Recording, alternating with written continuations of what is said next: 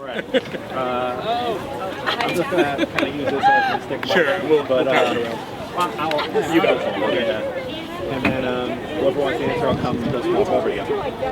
So, first question would be, what is this legislative session been like to witness for you? I assume a lot of you have been up on the Hill, right? What has it been like to witness? You've been up here. Yeah, you can just look at me. I know it's really close, but You mind if I get just right here? Thank you, my friend. Just being focused, being resilient. It's been a lot of going back and forth from Memphis to, coming back here to fight for what we believe in. We're fighting for not just legislation that'll impact us in the now, but in the future. So what has it been like? It has been sort of replicating what they are intending to say for Memphis very specifically. They are trying to improve. Like here we are, our voices, we are loud, we're saying we want public education. We're saying we don't want overreach. However, they're just kind of plowing through the bill, creating more harmful amendments to the bill. And so it's kind of like feeling as if we are not being heard. And for Memphis, that is what they're saying they're passing the legislation to do. So they're saying they're passing legislation because people are upset about not being heard with our school, but you are not hearing us here now.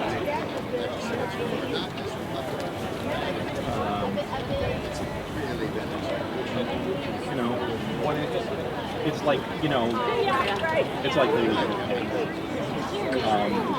if this does, what is your plan in the meantime? If you're voting and all that, what do you have any idea what you want to do? Yeah, I think that, am I looking at you or looking at the camera? Sorry, look at you, gotcha. Sorry. I think that it's really important to understand that, people's lives don't stop when the legislative session ends. And so we have to continue to be working with our communities and helping them understand what, no matter what the results are of these legislative session, of how this affects their lives.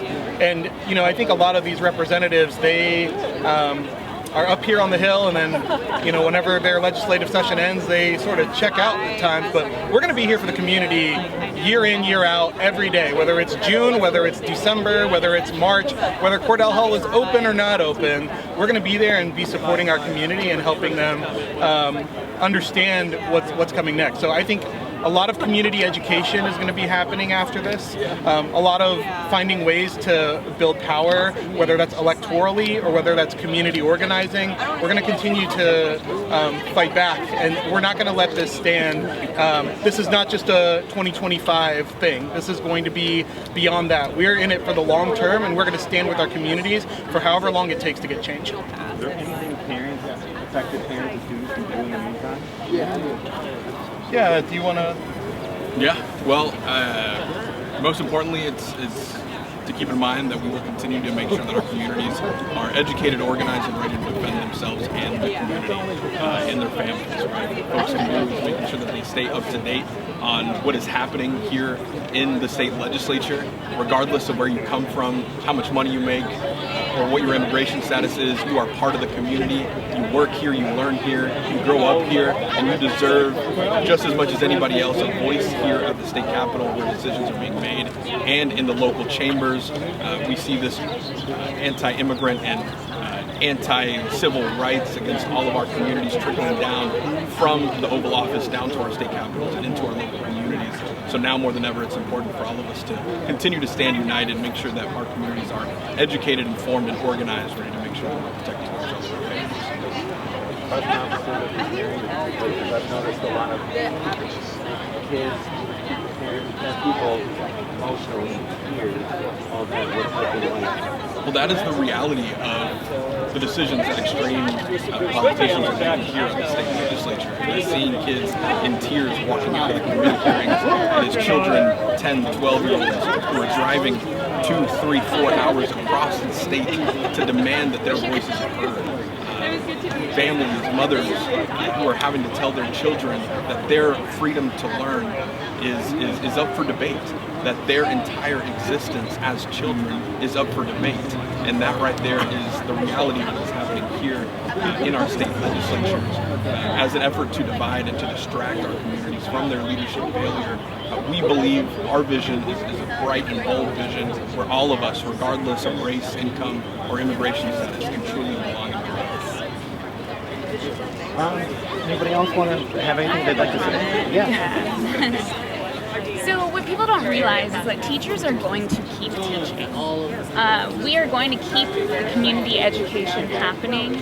We are going to stand by our families and our students. I think what people need to be concerned about is how teachers are going to show up to this space, because we will keep teaching kids.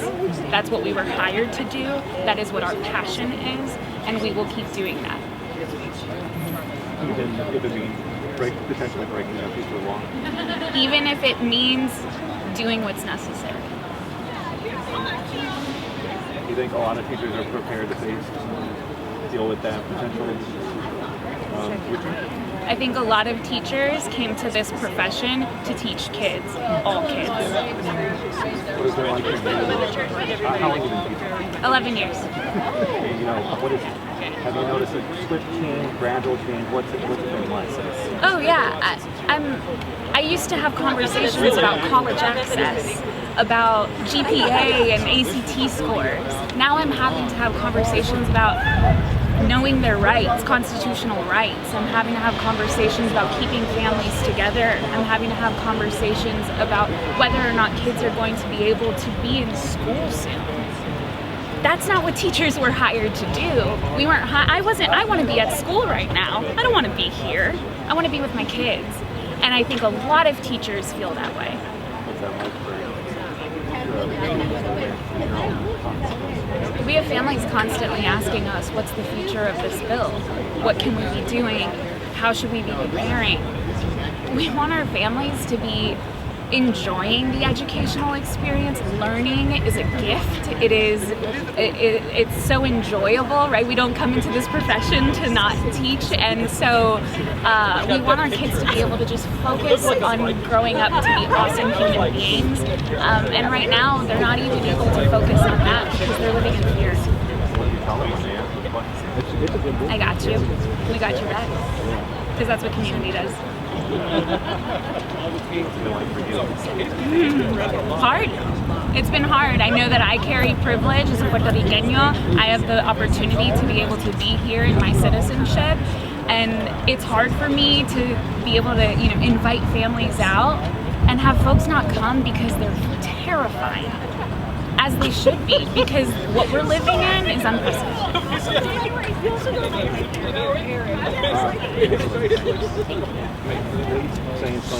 Yeah, Nicole, and Nicole, Nichole, Alsina, Alsina, Davari,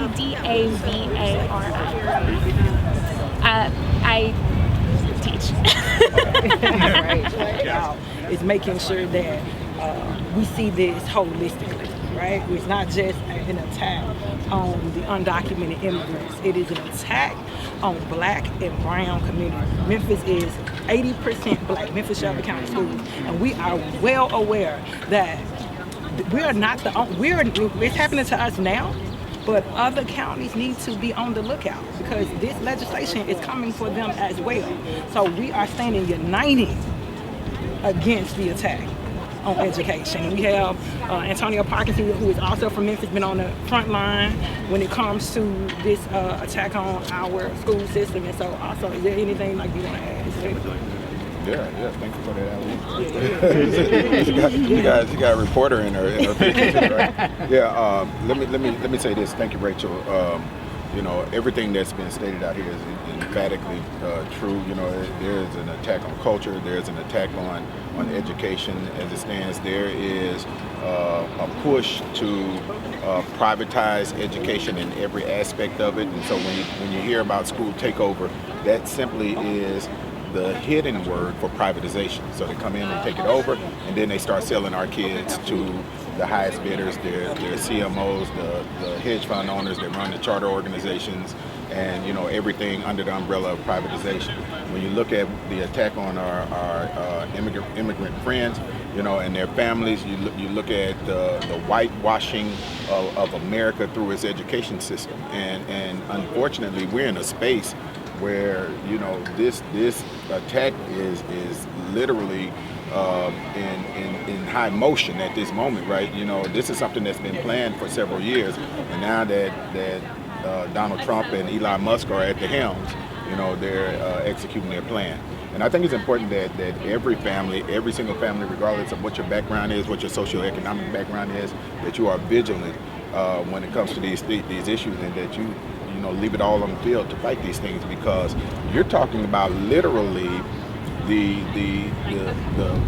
washing of America, right? And everything, and those individuals that helped to build this country, whether it was through free labor or through paid labor, and you know, and to remove them and to, you know, simply cleanse, honestly, cleanse this country from, you know, in a negative way, of course, obviously.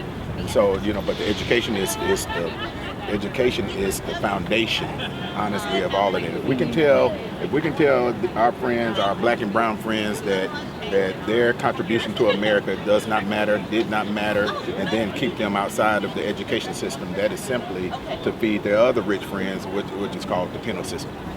So I'll leave it at that. And you know, yes, sir. And I just want to add one other thing. Is like, I think people might think that these are two like separate bills or silos, but if House Bill 793 gets passed, like, classmates of those students, they're going to be affected too.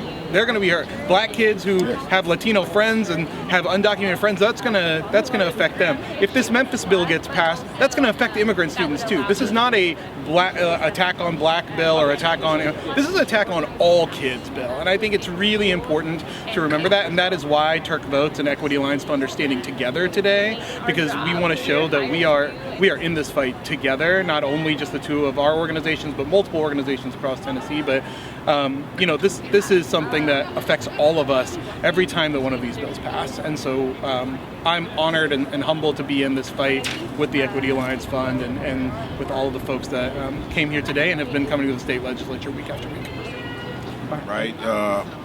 Part of the biggest challenge is the fact that they've been hiding this in the shadows, and, you know, under doing what is right for kids, right?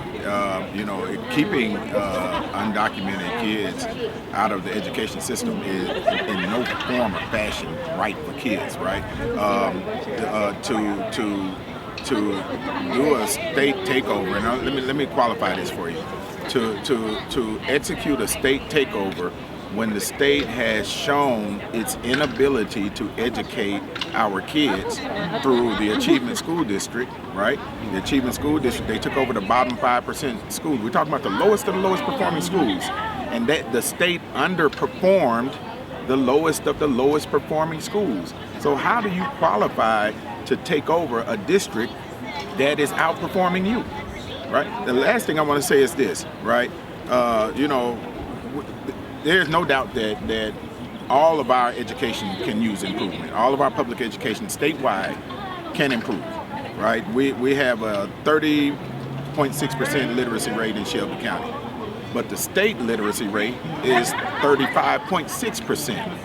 Who is the state to tell Shelby County how bad we are when the state is dismal itself? The entire state sucks. And so, you know, I just think that it's vitally important that we tell the truth about, you know, these bills that are being pushed, and make sure that people understand all state takeover means is privatization. They want to come in, they take it over, and then they sell it to the charter schools. They sell these students to the charter management organizations, and they push their vouchers and everything else, privatization of education. That's simply what it is. One last question, I think. You know, kind of been alluding to it, but why do you think the focus on Shelby County? And I mean, not just this, but there's been, but the state legislature, a lot of focus on Shelby County education and crime. Every single education experiment that has been executed from this building has been focused on Shelby County. It's easier to experiment on black and brown children in communities of poverty than it is to go into Brentwood or Franklin or Germantown or Collierville. They wouldn't dare do the same things that they are doing to Shelby County to these other communities. And I'll let your viewing audience decide why that is. All right, thank you. All right. Do you mind saying spelling your name for me? Rachel, RACHAEL, Spriggs, SPRIGGS. And you're with the Equity Alliance? I'm the director of Power Building for the Equity Alliance and the Equity Alliance Fund. And they pay the state. Thank you. Good. Okay. Appreciate all your time.